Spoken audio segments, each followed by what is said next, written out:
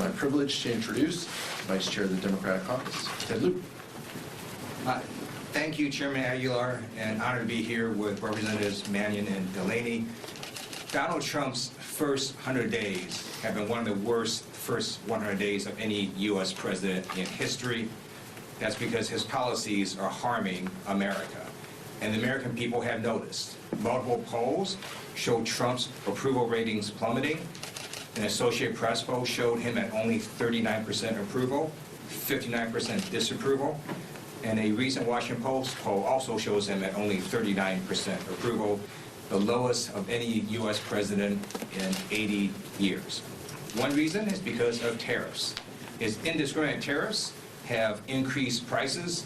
I urge all of you to look at a statement from the International Longshore and Warehouse Union. They put out a statement saying that the tariffs are crushing the working class with higher prices. And what's even worse is we don't even understand the rationale for these tariffs because the White House has put out two completely different rationales.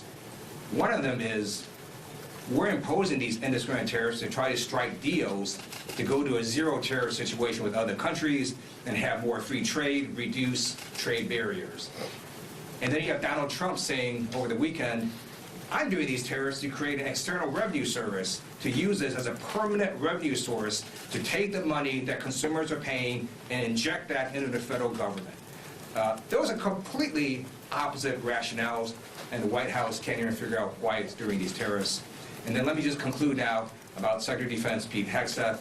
I note that he has recently spent taxpayer funds for a makeup studio.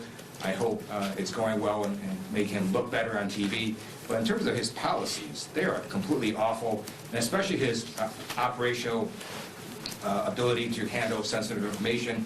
You may have seen recent reporting showing that his phone number has now been all over the internet. And if hackers have your phone number, there are a number of ways to surveil your phone. I asked reporters to look into whether he used his personal phone overseas.